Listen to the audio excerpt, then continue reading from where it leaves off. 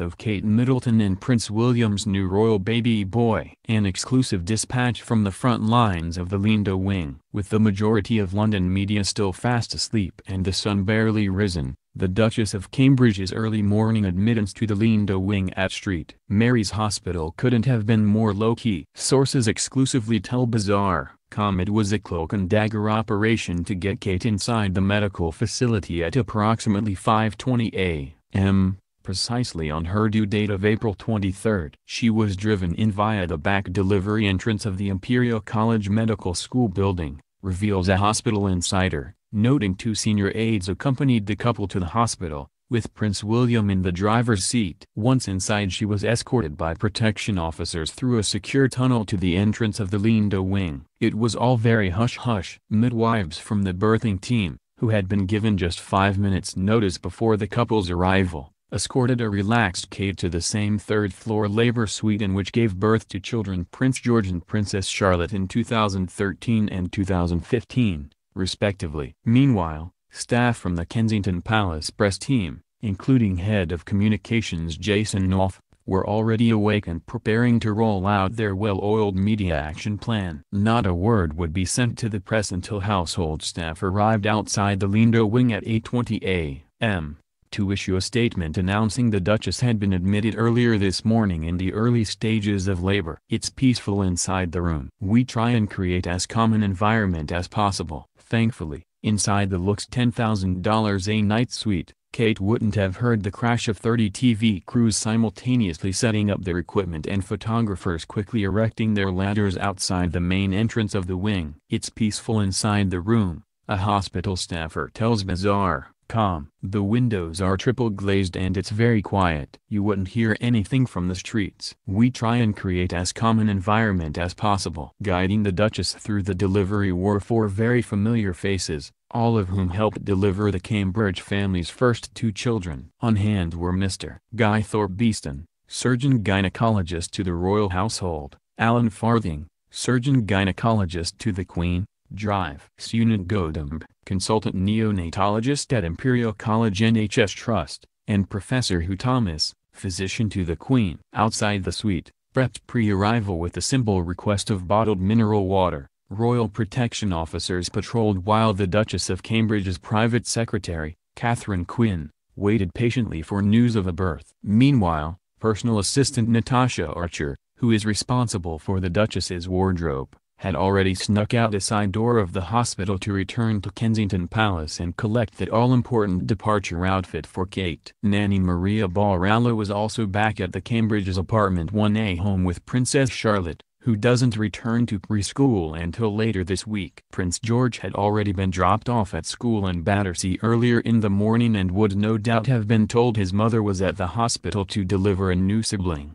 And then, less than 6 hours after she arrived at the hospital, the Duchess of Cambridge gave birth to a healthy baby boy, fifth in line of succession, weighing 8 pounds and 7 ounces. It was a smooth delivery for the Duchess, who gave birth to Princess Charlotte just 2.5 hours after arriving at the hospital in 2015. Kensington Palace held the big announcement back until 1:02 p.m. to give Prince William time to personally call the Queen and Prince Philip, Prince Charles, and Duchess Camilla, and Prince Harry and Meghan Markle with the happy news, an aide tells Bazaar.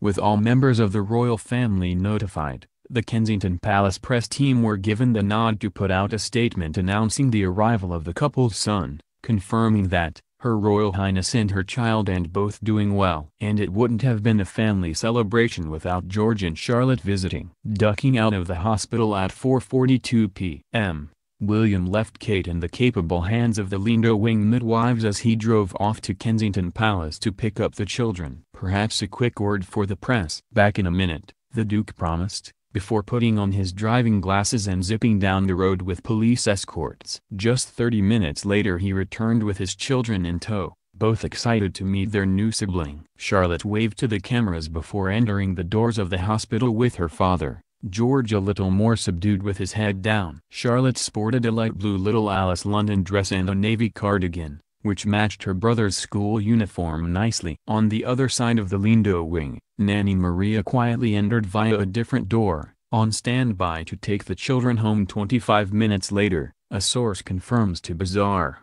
Following the children's departure, it was glam at the ready. Archer brought in a red Jenny Packham dress, the color and nod to today's holiday of St. George's Day, perhaps. Nude giant Vito Rossi heels, and a pair of earrings on loan from the Queen for the Duchess's photo op. The 30-year-old palace assistant had helped coordinate the look with Kate long before her April 23 due date. These things are prepped long in advance, a source tells Bazaar.com, who notes that mother of three would have wanted to be comfortable above anything else. The Duchess of Cambridge also wore Jenny Packham to mark the births of her elder children. Meanwhile, loyal hairstylist Amanda Cook-Tucker was on site to help prepare Kate's hair and makeup for her walk down the infamous Lindo Wing steps to introduce her newborn to the world's press.